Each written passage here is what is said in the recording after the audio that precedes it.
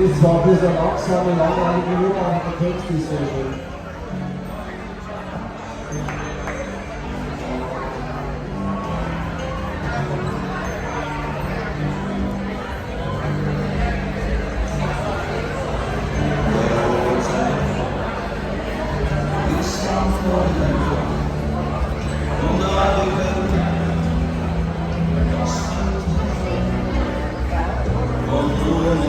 Der Text ist ja, wann bist du aus Österreich?